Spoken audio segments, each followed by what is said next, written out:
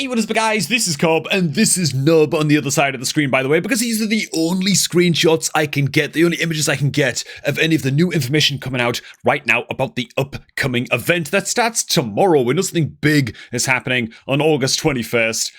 Including the event dungeon opening. We got news on what is on screen right now, man, which is going to be the event dungeon boss, as well as updates on the new artifact set, the chronophage set that's getting added into the game and will be farmable in the event dungeon, as well as all kinds of new relic news. There are going to be 8 new relics after all in this new event that is dropping tomorrow. Here's the heads up, man. Let's cover it. Before we get started, if you're looking to start off a new Raid Shadow Legends account, man, right now is an incredible time to get it done by using the beginner promo link down below this video at the top of the description box. Use that link to create a new Raid account for all of the free stuff that you see on screen right now. It is the best beginner promo link on and the best possible way to start off a new Raid account in 2025. Just make sure if you are going to use that link down below this video, use it on laptop or PC. Will not work on mobile devices. Well, it will, but only if Raid Shadow Legends has never been installed before, ever, on that mobile device. Okay, let's do this, man. The new event dungeon boss. I know some things about the identity of this boss, or what I think the identity of this boss is going to be, that I can't discuss. Man, it would not behoove me to go revealing anything, man, in case people haven't, well, you know, we'll just leave it there. Moving on, man, to the boss's mechanics, before I get in trouble, boys. We've got, of course, the A1. It's a triple hit. Actually, just picked up, it's an HP-based champion first and foremost. It is Void Affinity, and it is notably of the Shadowkin faction. Take from all of that information what you will. Are we looking like a Void Nuka here or something? Let's find out. Or rather an HP-based Nuka here. So the A1 is a triple hitter. It looks as though we're also getting reveals here as to how many books this champion might be taking to upgrade, as you can see right here. So that's also interesting to note. Triple hitter A1, the second and third hits of this skill will ignore 5 and 10% of the target's defense respectively. The second and third hits of this skill will deal 10 and 20% more crit damage respectively. So potentially a pretty hard-hitting A1 skill here. There are certain gems in the game that you can slot into certain relics inside of Raid that increase the damage and just effectiveness of multi-hitter skills in general.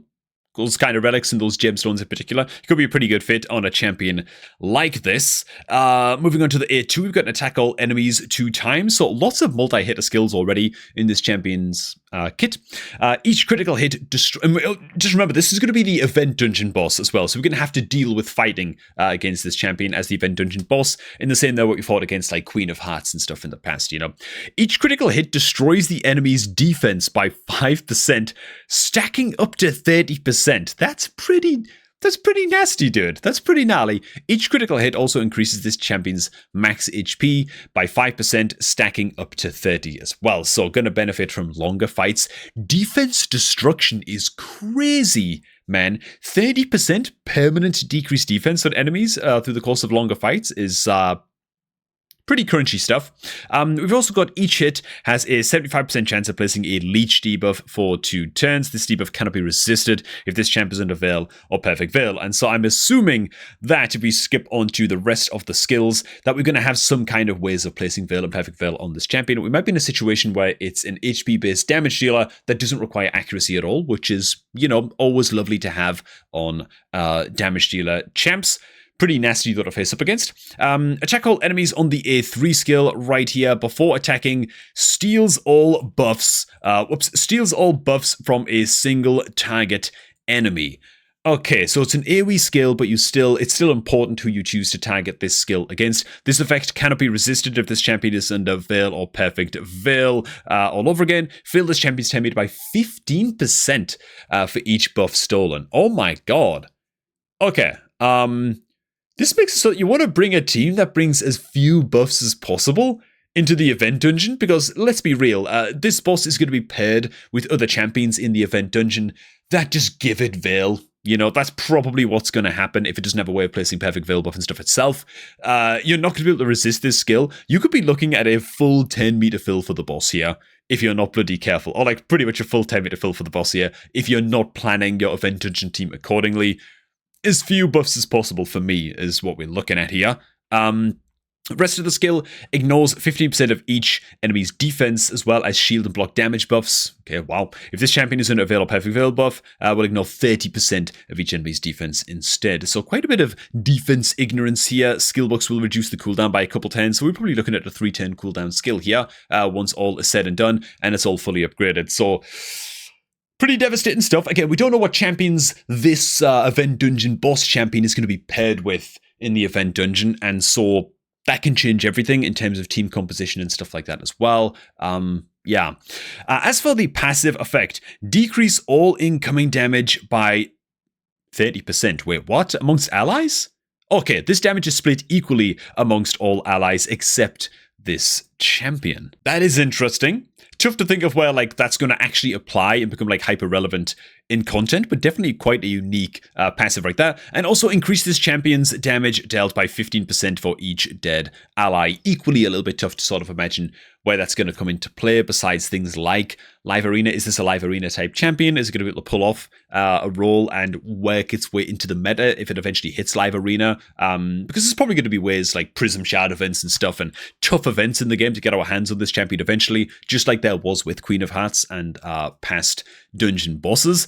As for the active effect on this passive, whenever this champion loses 20% of their max HP in one attack, okay, has a 100% chance to evade the next attack. Okay.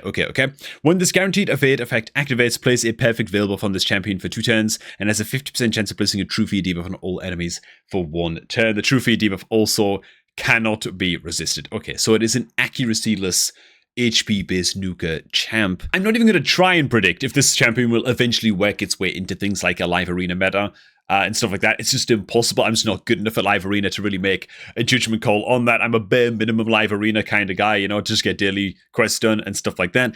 The buff steal that can't be resisted all up in here and the huge 10 meter fill though is very, very interesting indeed. And also the aura just down at the bottom of the screen, you guys can't quite see it, but it is a 30% HP or 33% ally HP aura in all battles. But that's going to be the event dungeon boss that we're contending with. Now, as for the new gear set that we're going to be farming from the event dungeon, this is our next slide, the Chronophage gear set. Gotta say, love the designs. Looks beautiful. Looks very, very saucy. I like it a lot. As for the theming of this set and these accessories and the appearance of the gear set, just want to, draw your guys' attention to that for no reason at all. But there you go. Not speculating anything there, but there it is. Okay, the Event Dungeon gear set is going to be the Chronophage set. It is, of course, going to be a 9-piece set, because of course it bloody is. What the hell else could it be? Love the styling of it. What does it actually do? Okay, so for like a 2 or a 3 set, which I think is something that's unique among the 9-piece sets inside of Raid, by the way, whether it's like Pinpoint, Merciless, stuff like that, even if you can just get like 2 or 3 pieces equipped, it can be very, very worthwhile for just getting like the free stats and the free set bonuses on like random accessories and stuff like that. Pinpoint in particular, just getting a bit of accuracy and a bit of speed for 2 pieces, like a Pinpoint ring and a Pinpoint amulet or banner or something. That's great, it's lovely, man, for filling out your champion builds. I'm not sure the Chronophage set has it going on in the same way as like a Pinpoint set does. You need a 3-piece to get your hands on the plus speed, and it's only 5% speed. And so it's not like the best if it is slotting on like 2 or 3 pieces of Chronophage set. You will, at 4 pieces, start the round with 1 immutable stack. At 6 pieces, you get 2 immutable stacks. You build up a whole lot of resistance and HP percentage along the way. And 9 pieces will give you 3 stacks of immutable, which then begs the question, what is this new effect, this new status effect that is immutable? What does it look like? Well, moving on to the next slide, we've got the immutable gear explanation right here, which we don't need to read all of this. Just the top bits will do and the key parts will do. The new gear set introduces a new brand of effect, the immutable buff. It will reduce the effectiveness of any attempt to increase a skill's cooldown on a champion. Now, really, really important to note about this, what good does getting stacks of the immutable buff actually do? Well, each immutable stack will reduce the effectiveness of any attempt to increase a skill's cooldown. For instance, if a skill specifies that it increases a skill's cooldown by 3 turns, a single stack of immutable stack will reduce that to 2 turns. Okay. It's not like Pinpoint, where it just blocks an entire attempt at crowd controlling one of your champions and then expends 1 stack of Pinpoint. 1 stack of Immutable reduces a cooldown increasing effect against your champions by 1 turn on that cooldown increasing effect. So if you try and reduce somebody's, try and increase a champion's cooldown on one of their skills by like 3 turns, and they've only got 1 stack of Immutable, you're still going to reduce their total cooldown, increase the total cooldowns of their skill by 2 turns total, right? That's how it's going to work.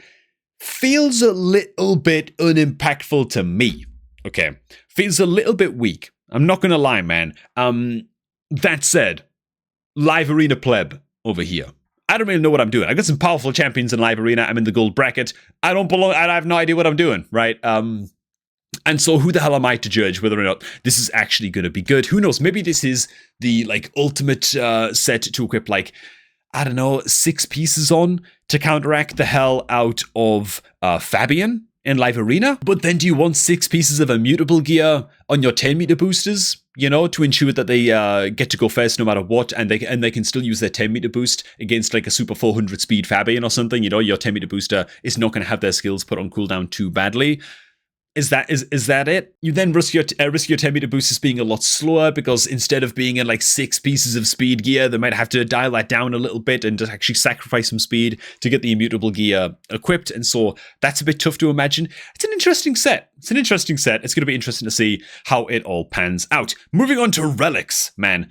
8 new relics. This is what they look like. If I've got to pick, I've just got to pick my favorite one based on awesomosity of appearance. I'm a huge sucker for any kind of like Plague Doctor mask vibe going on, whether it's in like the game Darkest Dungeon with a Plague Doctor hero class that you can play inside of that game, or it's Corvus the Corruptor inside of Raid.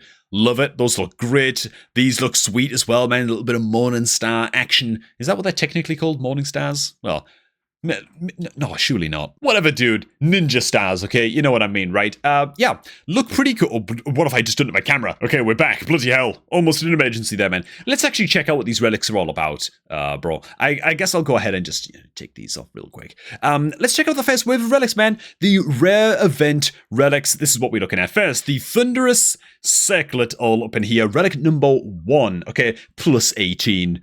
Plus 18, bro. Who's even got a plus 18 relic inside of this game, man? Not me. Dude, I stopped leveling up my relics at rank, like, 12. Just leave them there. I ain't taking relics up to rank 18. Are you kidding me, dude?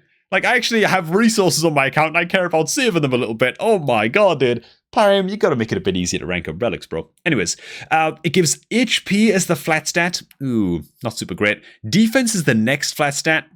It's fine, not super great. And then it gives resistance as the 3rd stat. So if you want to build like a high resistance champ, you just like need like a 16 plus, you know, Thunderous Circlet, I guess, to tap into that resistance. Don't like the look of that. Where it has a 20% chance of placing a continuous heal buff on themselves for 1 turn after losing a percent. I can't see because of Nubs' head. We'll just imagine it's like 25% or more of their max HP.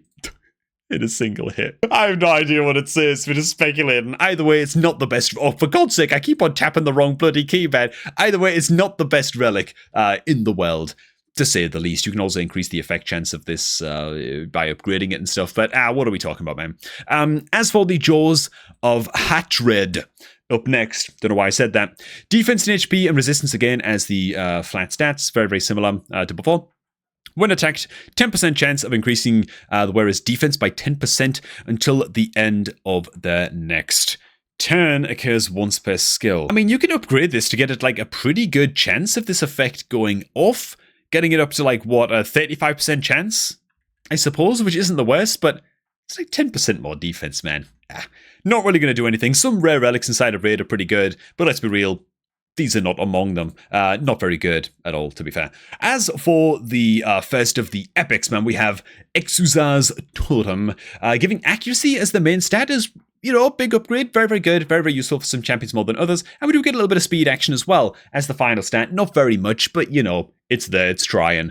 Whereas 10 meter increases by 10% whenever an ally receives a hard crowd control debuff, not including polymorph, so not including sheep, as far as I can see from these little debuff lists right here. Don't see polymorph in there. This is going to kill once per turn.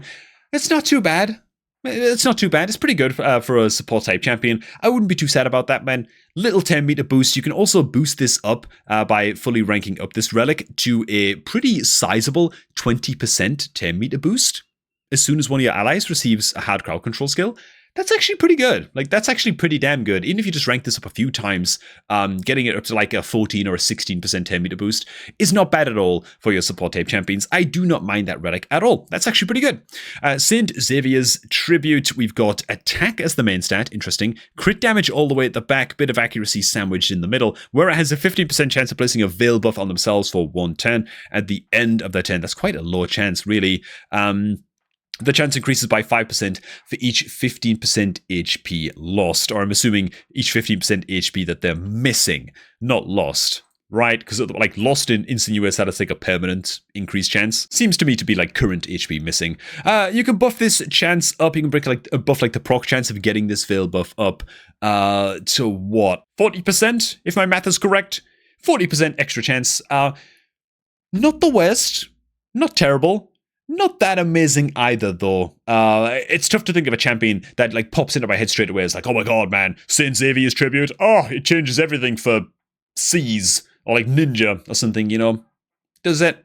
I don't know. It's fine. It's fine. Moving on to the legendary relics, we have the Last Chuckle Amulet, attack, HP, and once again, crit damage right off towards the end, where it has a 30% chance to activate a delay effect when receiving fatal damage.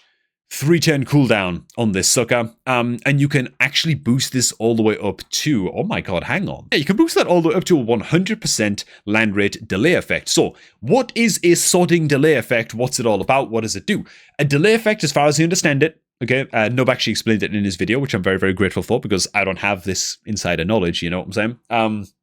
A delay effect makes it so that if a champion is about to take fatal damage, okay, that fatal damage gets delayed by 1 turn on that champion, right? So if you've got like this amulet on, equipped on, for example, your Thorlin Foulbeard, right, and using him in arena or something, you know, and he takes a smack from like a big Go First arena team for like 100,000 damage, he's dead. He'll take that 100,000 damage next turn, okay? He'll cheat death for like 1 instance, okay? Now, while the delay effect is active, that champion can still be killed by enemy champions on the other team. If like another nuker comes in on the enemy team and smacks your Thorlin again, okay, he's still dead, right? He's still dead. The delay effect only activates 1 time for like 1 instance of damage. But what's really cool about the delay effect is that if you then heal your Thorlin for 100,000 damage, or more than the damage that he took from that initial smack, he will actually just survive. Like, he will not take that delayed hit. I do not know how this is going to interact with shields and with shield buffs on like your Thorlin, or if you apply like an increased defense buff, an ally protect, and like a huge like 40k health shield or 50k health shield or something on your Thorlin, will he still then die to the 100,000 damage, or will it be affected by the ally protect or by the defense buff? I don't know. I don't know if it actually functions that way. Very, very interesting though, man. This is a cool little relic. It's got some sweet, juicy potential, and I like its style. It's doing something new, you know what I'm saying? Mask of Disquiet.